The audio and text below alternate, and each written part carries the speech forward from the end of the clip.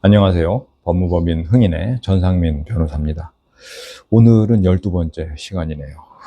오늘은 정말 많은 분들이 궁금해 하시는 그 부분에 대해서 한번 다뤄보도록 하겠습니다. 바로 경찰에서 소환 조사 통보가 왔을 때 어떻게 해야 하는지 그것인데요.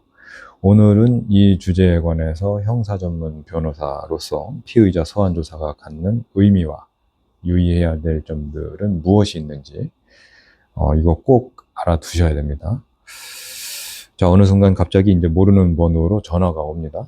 우리 모르는 번호로 전화 오면 안 받죠. 왜냐면은 뭐 스팸 전화일 가능성이 뭐 대부분이고, 아니면은 뭐 보이스피싱일 수 있으니까 그런 전화는 안 받게 되는데, 그런데 이제 계속 같은 번호로 걸려온다. 그러면은 그때는 좀 사정이 다르죠.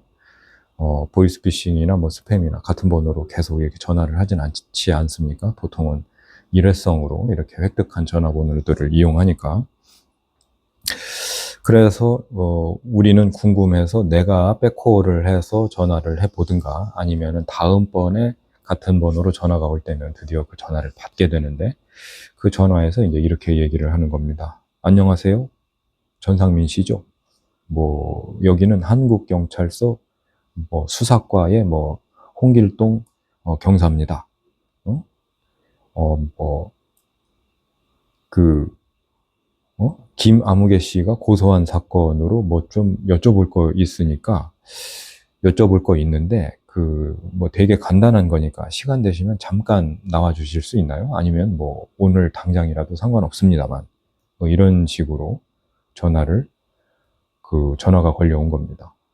그러면 뭐 일단 돈 보내라는 거는 아니니까, 경찰서로 나와 달라는 거니까 보이스피싱이나 뭐 스팸은 아니었네요.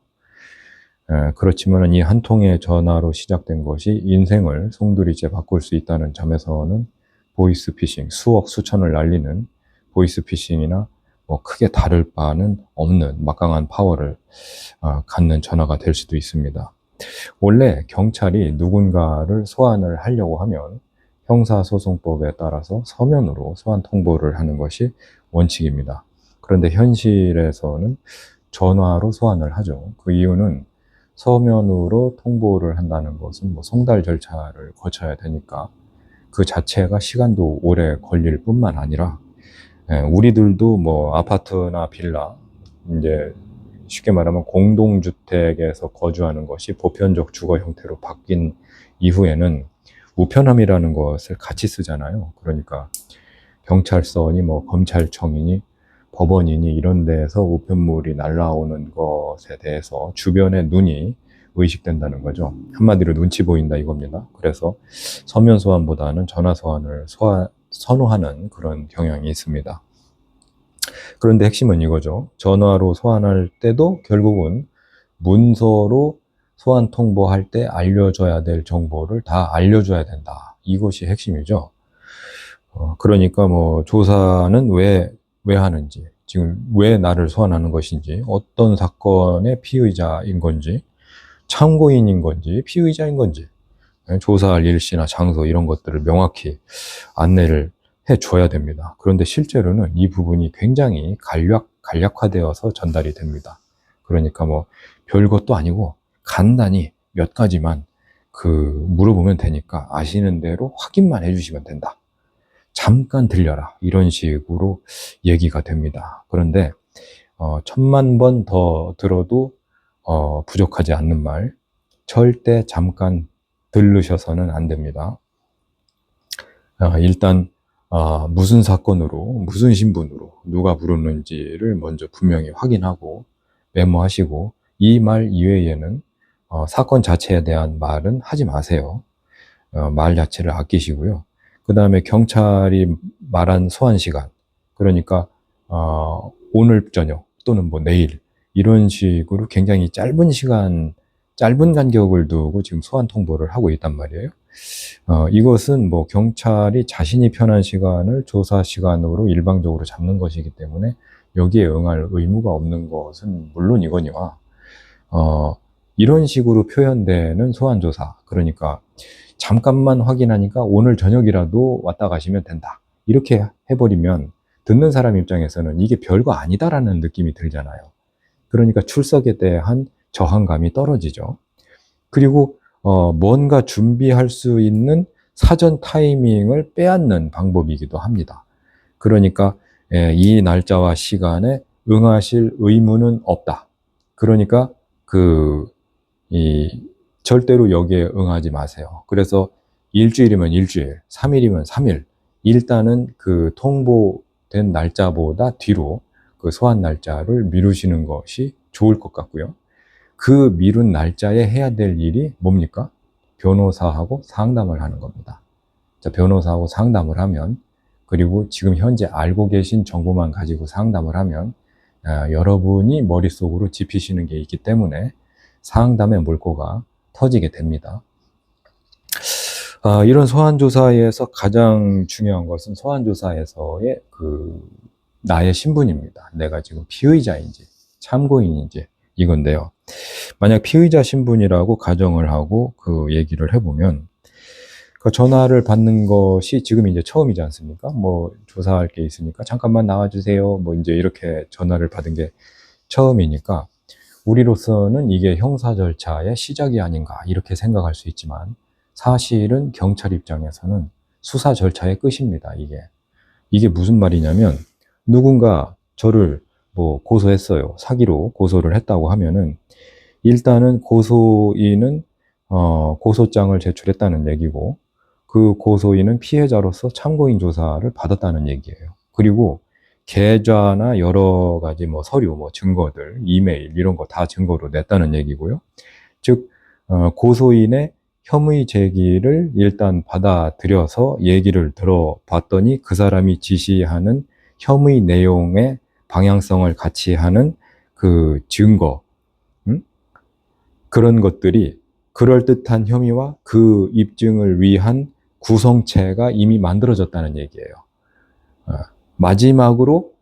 다만 마지막으로 그 당사자, 피고소인인 제가 제 입으로 확인을 받으면 되는 단계에 왔다라는 뜻이기 때문에 저를 부르는 것이지, 아무것도 모르는데 한번 얘기 좀 들어봅시다 라고 해서 피의자 신분으로 저를 소환하는 게 아니라고요. 그러니까 이거를 명백히 하셔야 돼요. 폭행으로 만약에 피의자로 나와달라고 했다면 폭행 피해자 조사 받았고요. 그거 목격했다라는 사람 참고인 조사 받았고요. CCTV 확보됐습니다. 마지막으로 저를 부르는 거예요. 인정하시냐? 안 하냐? 그렇게 써드리겠다. 자, 이렇게 되려고 하는 겁니다. 그러니까 내 입장에서는 형사 절차의 시작이겠지만 반대로 수사 주체에 있어서는 수사 절차의 마지막에 피의자를 부른다라는 거, 이거 꼭 기억해 두셔야 돼요. 그러니까 예를 들자면 나는 저 사람이 완성하는 퍼즐의 마지막 조각인 거예요. 끼워 넣기만 하면 이제 되는 거예요. 그러니까 나는 내가 그 퍼즐 모양이 아니다라는 것, 아니면 이 퍼즐 자체가 지금 당신이 그리고 있는 거하고 전혀 다른 모습이다라는 대안적 사실 구성체를 그 사람한테 보여줘야 돼요. 그런데 그럴 능력이 아무나 있는 게 아니라고요. 그러니까 꼭 변호사 상담을 받으시라고요. 그리고 그게 아니면 이제 참고인으로 조사되는 경우가 있어요. 참고인으로 조사되는 것도 근데 마찬가지입니다. 경찰이 참고인으로 부른다고 하는 것도 이게 마음을 놓을 수가 없는 게, 막상 가보면 피의자 취급을 하는 경우가 생각보다 많아요. 그 이유는 참고인이라고 해야, 참고인 조사라고 해야 역시 그 출석에 대한 거부가 없고요. 그 다음에 진술 거부권을 고지하지 않아도 되고요. 그 다음에 참고인 조사라고 해야 변호사를 선임하지 않은 채로 들어올 가능성이 높기 때문에 그래요. 그래서 그냥 이렇게 진행하는데, 참고인이라는 것은 아까 뭐 슬쩍 언급이 되긴 했지만 피해자 아니면은 목격자, 이런 사람들이 참고인 아닙니까? 그러니까 만약에 제가 어떤 딱 부러지는 어떤 사안, 교통사고나 뭐 폭행사건이나 이런 것에 참고인, 피해자나 목격자라는 것이 아니라면, 그런 것이 아닌 다른 죄라면, 뭐 사기 횡령과 같이 사기 횡령 배임과 같은 재산죄 또는 뭐 전자금융거래법 위반 뭐 이렇게 여러 사람이 관여되어 있는 그런 죄의 그 참고인이라고 해서 소환이 되고 있다면은 10중 8구 나와의 문답을 통해서 얻어낸 진술이 관련된 다른 피의자들에게 증거로 쓰일 수 있는 진술 증거로 쓰이게끔 그 소환되고 있다는 뜻이고, 그 다음에 이런 문답 과정에서 드러난 나와 다른 피의자들과의 관계 때문에 사실관계가 이렇다면 당신도 저 사람들과 같이 사기의 공범입니다. 공동정범입니다. 방조범이 되겠네요. 피의자 신분으로 전환하겠습니다. 이렇게 돌아가는 시나리오가 많습니다. 그러니까 일종의 수사 기법인 거죠. 그래서 참고인 신분으로 소환되는 것들에 대해서는 꼭 그렇다고는 할 수 없지만, 공식적인 통계는 아니지만 저나 다른 변호사님들이나 뭐 이제 이렇게 얘기를 해보면, 비공식적으로 말씀드리면 느낌적인 느낌이지만 참고인으로 소환받는 분의 70% 정도는 피의자로 전환되는 것 같아요. 이것도 무서운 겁니다. 그러니까 참고인 신분으로 소환이 된다라고 할지라도 아까 피의자 신분으로 소환될 때하고 똑같이 행동하셔야 된다는 얘기예요. 그러니까 필수 정보만 얻고 그 다음에 메모하신 다음에 사건에 대해서는 자세히 얘기하지 말고 그 변호사 상담을 받으시라는 거예요. 사건에 대해서 얘기를 하지 말라는 얘기는 뭐냐면, 예전에는 지금은 별로 안 그러는데 예전에는 첫 번째 소환 전화를 할 때도 사건에 대해서 인정 여부를 이렇게 물어보는 경우가 있었어요. 이러저러한 건데 뭐 인정을 하십니까? 어떤 입장이신지 그 정도만 뭐 얘기해 주시면 뭐 이런 식으로 얘기를 해서, 뭐 돈을 못 준 건 맞죠? 뭐 준다고 했을 때 못 준 건 사실입니다. 뭐 이제 이런 식으로 얘기를 하게 되면 그거를 수사보고라고 해서 기록으로 남겨요. 그렇게 해놓은 다음에 나중에 조사를 본격적으로 했을 때, 피의자 소환을 해서 신문조서를 이제 작성을 할 때 보면은, 이제 제가 다른 얘기를 하면은 먼저 번 때하고는 다른 소리를 하시네요. 먼저 번하고는 진술이 바뀌었네요. 이런 것들이 조서에 그대로 현출되게끔 써버립니다. 이렇게 되면 나중에 이 기록을 읽는 제3자의 입장에서는 제가 그때마다 상황에 맞춰 말을 바꾸는 사람처럼 보여요. 이것도 수사기법의 일종으로 맨 처음에 그 소환 통보를 할 때 그런 걸 물어보는, 은근슬쩍 사건에 관해서 어떤 자백이나 이런 걸 이렇게 슬쩍 유도하거나 선취하려고 하는 그런 시도를 하는 경우가 있어요. 그러니까 필수적인 정보를 빼고는 나머지 사건에 대해서는 아무 얘기도 하지 말라고 말씀을 드리는 거예요.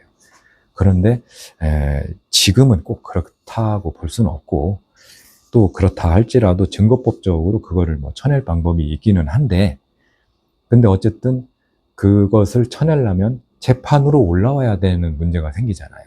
재판으로 올라와야 그것을 뭐 증거 부동의를 한다든가 해서 쳐낼 수가 있는데, 일단 뭐 먼저 번부터 제 동영상을 시청해 보신 분들은 아시겠지만, 우리나라에 기소가 돼서 일단 재판으로 올라오면 유죄 선고율이 99.1%라고 했잖아요.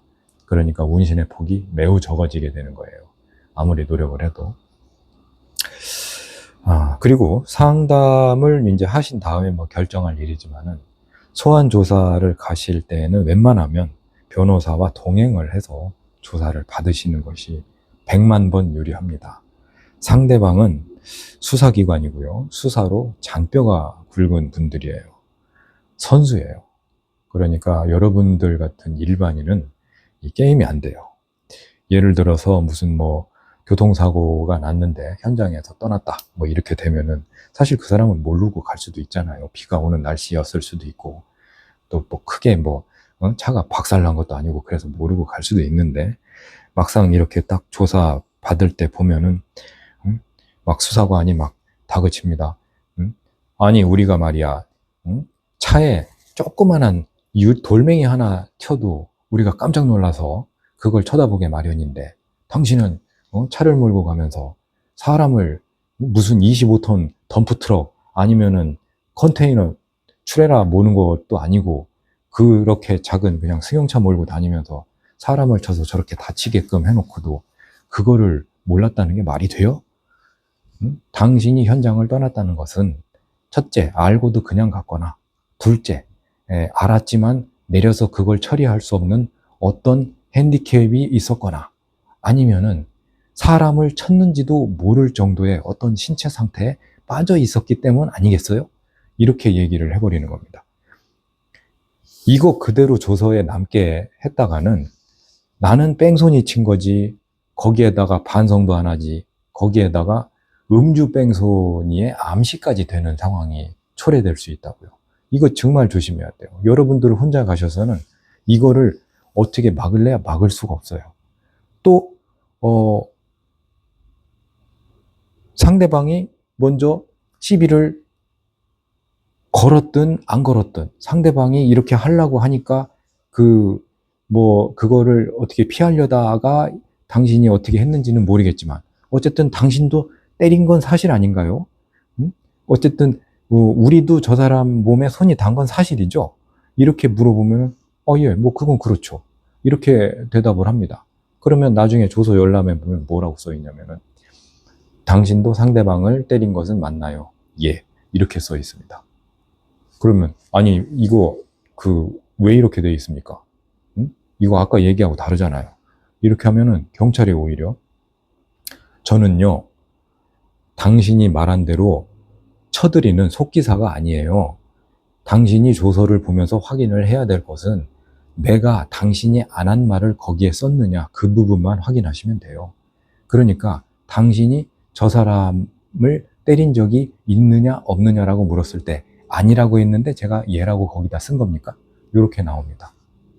그러니까 때린 적은 있느냐라는 말에 예라고 대답을 했으니까 거기에 예라고 적혀 있다는 겁니다. 이렇게 얘기를 해버리면 이거 어떡하실 거예요? 또 어떤 분들은 아주 고도의 또 유도를 하실 수 있는 아주 좋은 경찰분들도 많습니다. 굿캅, 배드캅 중에 굿캅인 분이 많아요.